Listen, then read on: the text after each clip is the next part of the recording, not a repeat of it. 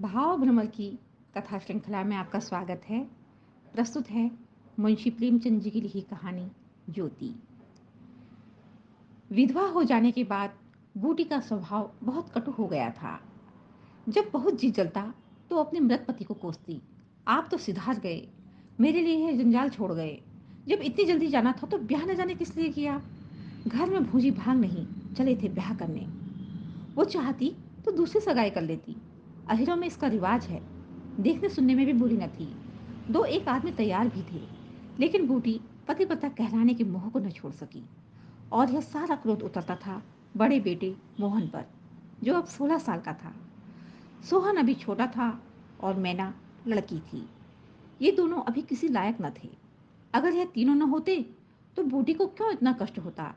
जिसका थोड़ा सा काम कर देती वही रोटी कपड़ा दे देता, जब चाहती किसी के सिर बैठ जाती।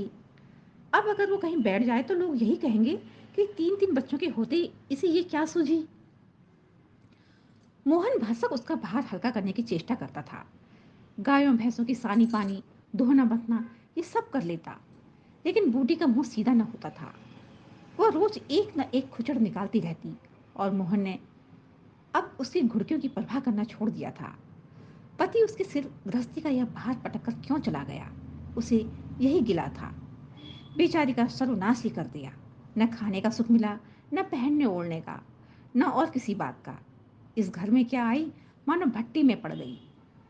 उसकी वैधव्य साधना और अतृप्त भोग लालसा में सदैव द्वंद्व सा मचा रहता था, और उसकी जलन में उसके हृदय की सारी मृदुता जलकर भस्म हो गई थी। पति के पीछे और कुछ नहीं तो बूढ़ी के पास 400-500 के गहने थे, लेकिन एक एक करके सब उसके हाथ से निकल गए। उसी मोहल्ले में उसकी बिरादरी में कितनी ही औरतें थीं जो उससे जेठी होने पर भी गहने चमकाकर, आंखों में काजल लगाकर, मांग में सेंदूर की मोटी सी रेखा डालकर मानो उसे जलाया करती थीं।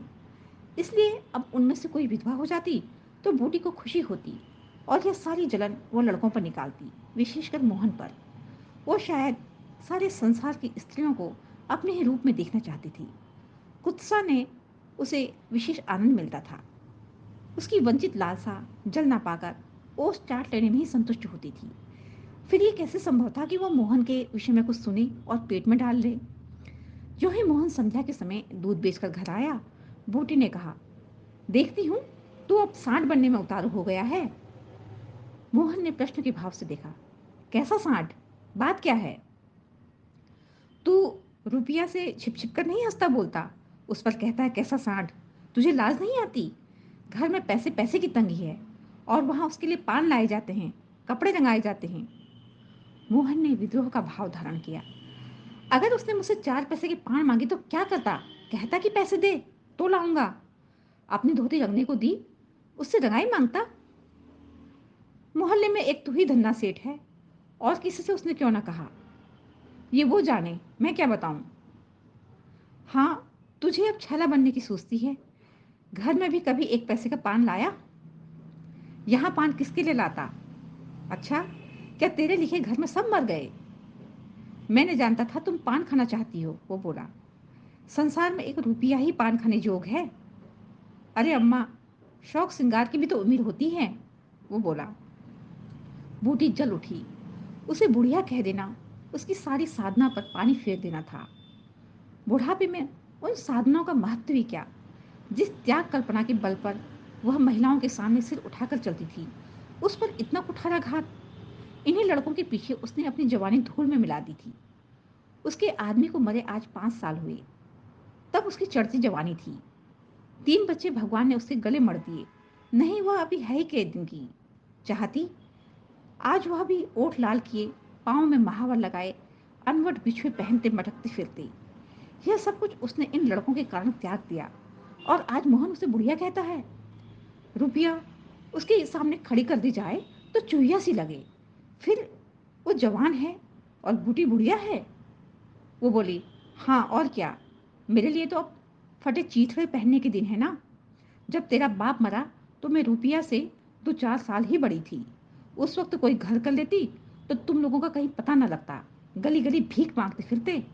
लेकिन मैं कह देती हूँ, अगर तू फिर उससे बोला, या तो तू ही घर में रहेगा या मैं ही रहूंगी। मोहन ने डरते डरते कहा, मैं उसे बात दे चुका हूँ अम्मा। कैसी बात? वो बोली। सगाई की। अगर रुपया मेरे घर में आई तो झाड़ू मारकर निकाल दूंगी। ये सब उसकी माँ की माया है। वो कुटनी मेरे लड़के को मुझसे छीन लेती है। उससे इतना भी नहीं देखा जाता। चाहती है कि उसे सौत बनाकर छाती पर बैठा दे। मोहन ने व्यथित कंठ में कहा, अम्मा, ईश्वर के लिए चुप रहो। क्यों अपना पानी आप खो रही हो? मैंने तो समझा था 4 दिन में मैना अपने घर चली जाएगी, तुम अकेली पड़ जाओगी, इसलिए उसे लाने की बात सोच रहा था। अगर तुम्हें बुरा लगता है तो जाने दो। तो आज से यहीं आंगन में सोया कर। और गाय भैंसें बाहर पड़ी रहेंगी। हाँ, पड़ी रहने दे, कोई डाका नहीं पड़ा जाता। क्यों, मुझ पर तुझे इतना संदेह है? हाँ, तो मैं यहाँ न सोऊंगा। तो निकल जा घर से, वो बोली। हाँ, तेरी यही इच्छा है तो निकल जाऊंगा, वो बोला। मैना ने भोजन पकाया। मोहन ने कहा, मुझे भूख नहीं।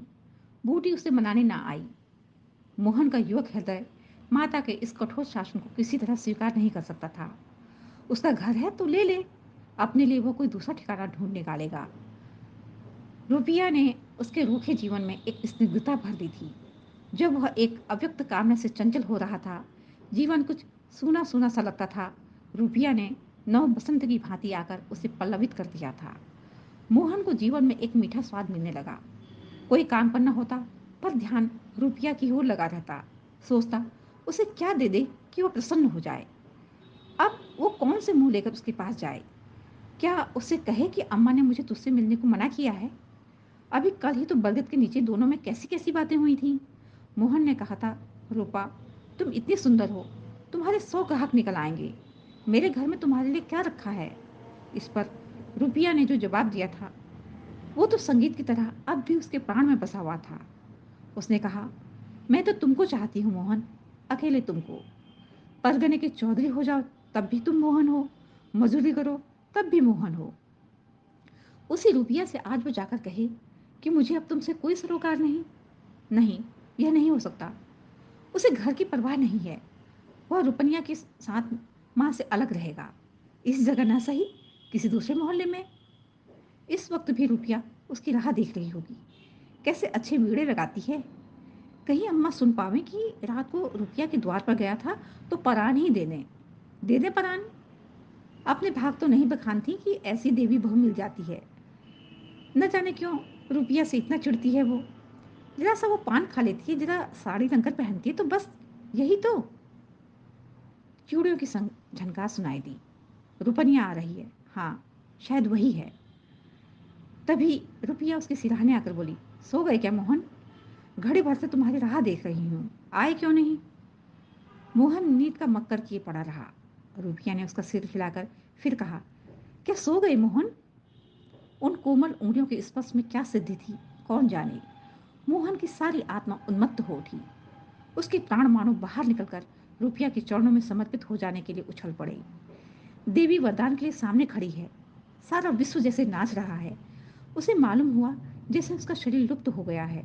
केवल वो एक मधुर स्वर की भांति विश्व की गोद में चिपटा हुआ उसके साथ नृत्य कर रहा है।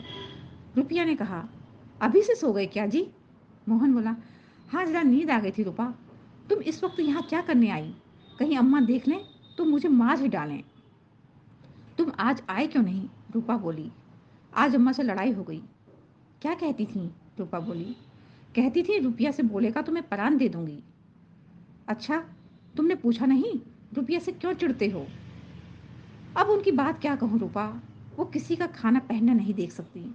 अब मुझे तुमसे दूर रहना पड़ेगा। मेरा तो जी न मानेगा, रूपा बोली। ऐसी बात करोगी तो मैं तुम्हें भगा कर ले जाऊंगा।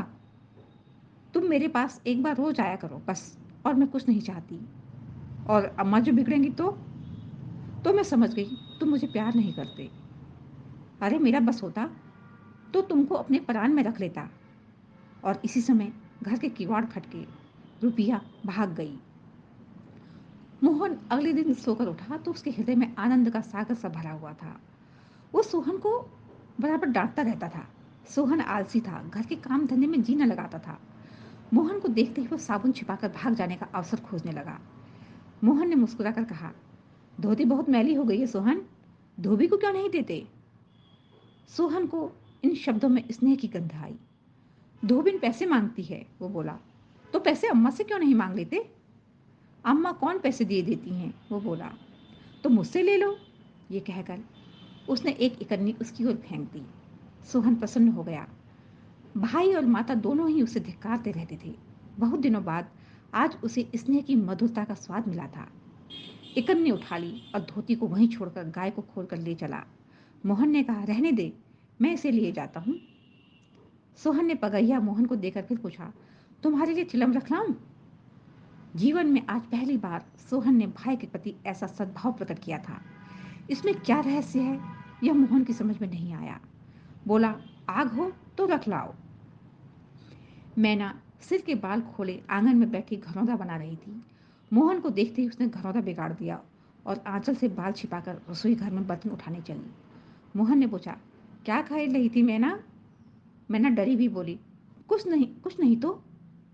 अरे तू तो बहुत अच्छे घरौंदे बनाती है, जरा बना देखूं। मैना का रुआं सा चेहरा खिल उठा। प्रेम के शब्द में कितना जादू है। मुंह से निकलती ही सुगंध फैल गई। जिसने सुना उसका हृदय खिल उठा। जहां भय था वहां विश्वास चमक उठा। जहां कटुता थी वहां अपनापन छलक पड़ा। चारों ओर चेतनता दौड़ गई। कहीं आलस्य नहीं, कहीं खिन्नता नहीं। मोहन का हृदय आज प्रेम से भरा हुआ है। उसमें सुगंध का विकर्षण हो रहा है। मैना घरौंदा बनाने बैठ गई। मोहन ने उसके उलझे हुए बालों को सुलझाते हुए कहा, तेरी गुड़िया का ब्याह कब होगा मैना? नेवता दे, कुछ मिठाई खाने को तो मिले। मैना का मन आकाश में उड़ने लगा। जब भैया पानी मांगे तो वह लोटे को राख से खूब चमाचम करके पानी ले जाएगी। अम्मा पैसे नहीं देती, गुड्डा तो ठीक हो गया, टीका कैसे भेजूं? रूपा बोली। कितने पैसे लेगी? 1 पैसे के बतासे लूंगी और 1 पैसे का रंग।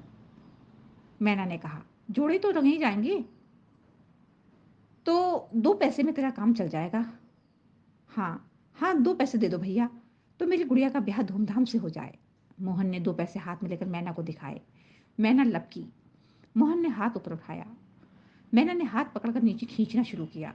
मोहन ने उसे गोद में उठा लिया। मैना ने पैसे ले लिए और नीचे उतरकर नाचने लगी। फिर अपनी सहेलियों को विवाह का न्योता देने के लिए भागी।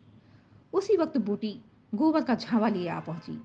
मोहन को खड़े देखकर कठोर स्वर में बोली, अभी तक मटर गश्ती हो ही रहे है तेरी? भैंस कब दुही जाएगी? मोहन बूटी को मोहन ने आज जवाब न दिया। जैसे उसके मन में माधुरी का कोई सोता सा खुल गया हो।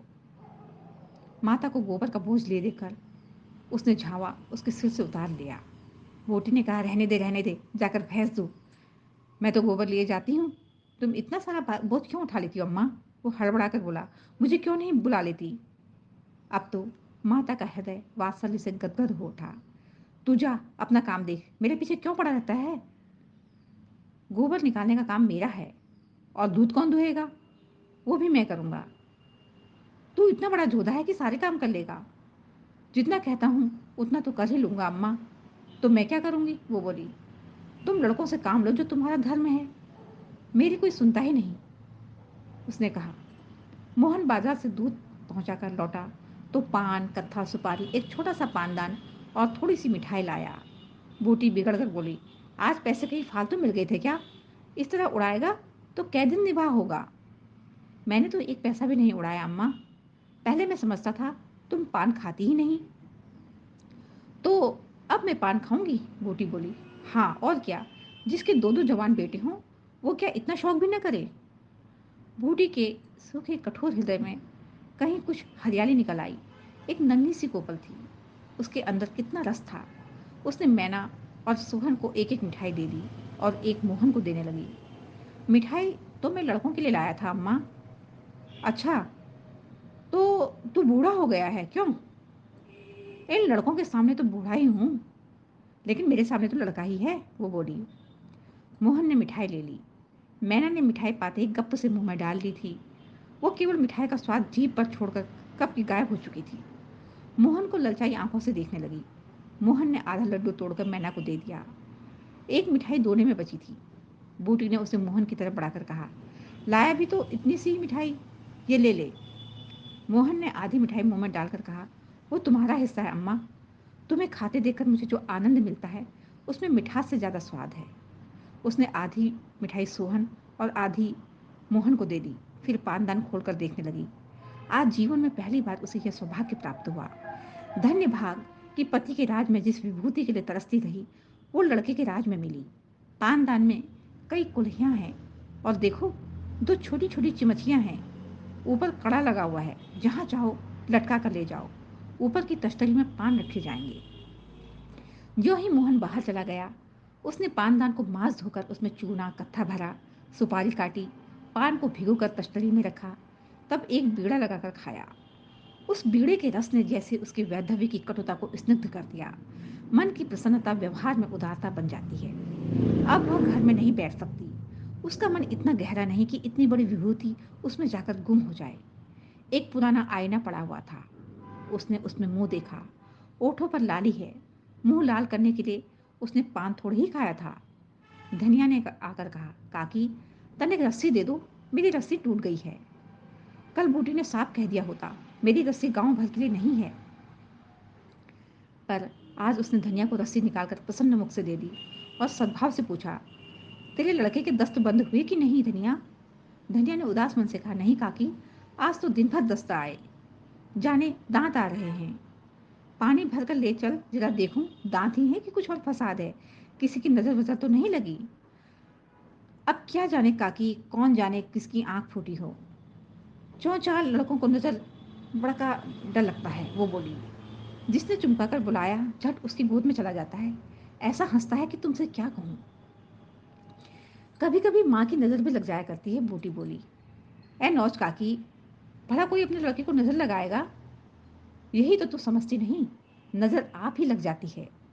धनिया पानी लेकर आई तो बूटी उसके साथ बच्चे को देखने चली।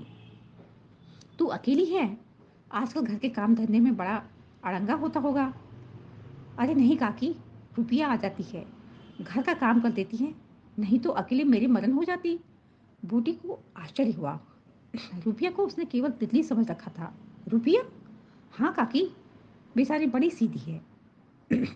झाड़ू लगा देती है, चौका बर्तन कर देती है, लड़के को संभालती है। गाड़ी समय कौन किसी की बात पूछता है काकी? उसे तो अपनी मिस्सी काजल से छुट्टी न मिलती होगी। बूटी बोली, ये तो अपनी अपनी रुचि है काकी। मुझे तो इसी मिस्सी काजल वाली ने जितना स्नेह दिया, जितना सहारा दिया, उतना किसी भक्ति ने न दिया। बेचारी रात भर जागती रही। मैंने कुछ दे तो नहीं दिया। हाँ, जब तक जीऊंगी उसका जस गाऊंगी। तो उसके गुण अभी नहीं जानते धनिया।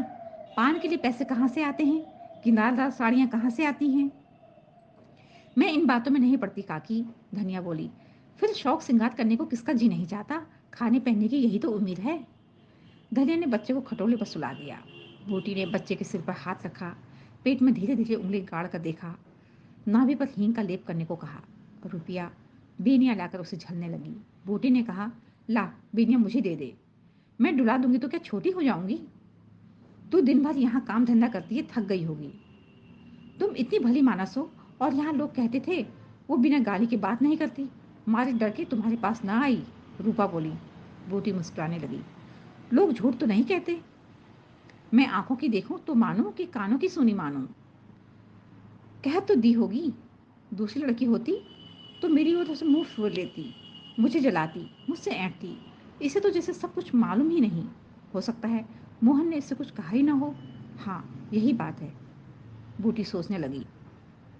आज रुपया बूटी को बड़ी सुंदर लगी। ठीक तो है, अभी शौक श्रृंगार न करेगी तो कब करेगी? शौक श्रृंगार इसलिए बुरा लगता है कि ऐसे आदमी अपने भोग विलास में मस्त रहते हैं। किसी के घर में आग लग जाए उससे मतलब नहीं। उनका काम तो खाली दूसरों को रिझाना है। जैसे अपने रूप की दुकान सजाए राह चलतों को बुलाती हूँ कि जरा इस दुकान की सैर भी करते जाइए। ऐसे उपकारी प्राणियों का श्रृंगार बुरा नहीं लगता, नहीं, बल्कि और अच्छा लगता है। इससे मालूम होता है कि इसका रूप जितना सुंदर है उतना ही मन भी सुंदर है। फिर कौन नहीं चाहता कि लोग उनके रूप का बखान करें? किसी दूसरों की आंखों में छुप जाने की लालसा नहीं होती। बूटी का यौवन कब का विदा हो चुका, फिर भी यह लालसा उसे बनी हुई है। कोई उसे रस भरी आंखों से देख लेता है तो उसका मन कितना प्रसन्न हो जाता है। जमीन पर पाँव नहीं पड़ते। फिर रूपा तो भी जवान है। उस दिन से रूबा प्रायः एक दो बार नित्य बूटी के घर जाती। बूटी ने मोहन से आग्रह करके उसके लिए अच्छी सी साड़ी मंगवा दी। अगर रूपा कभी बिना काजल लगाए या बेरंगी साड़ी पहने आ जाती तो बूटी कहती, बहू बेटियों को यह जोगिया भेष अच्छा नहीं लगता, यह भेष तो हम जैसी बुढ़ियों के लिए है। रूपा ने एक दिन कहा, तुम बूढ़ी काहे से हो गई अम्मा? लोगों को इशारा मिल जाए तो भौरों की तरह तुम्हारे द्वार पर धरना देने लगे। बूढ़ी ने तिरस्कार भरे स्वर में कहा, मैं तेरी माँ की सौत बनकर आऊंगी। अम्मा तो बूढ़ी हो गई। रूपा बोली, तो क्या तेरे दादा अभी जवान बैठे हैं? हाँ ऐसा, बड़ी अच्छी मिट्टी है उनकी।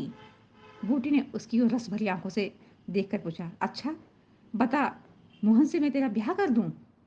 रूपा लजा गई, मुंह पर गुलाब की आभा दौड़ गई। आज मोहन दूध बेचकर लौटा तो बूटी ने कहा, कुछ रुपये पैसे जुटा, मैं रूपा से तेरी बातचीत कर रही हूँ। धन्यवाद।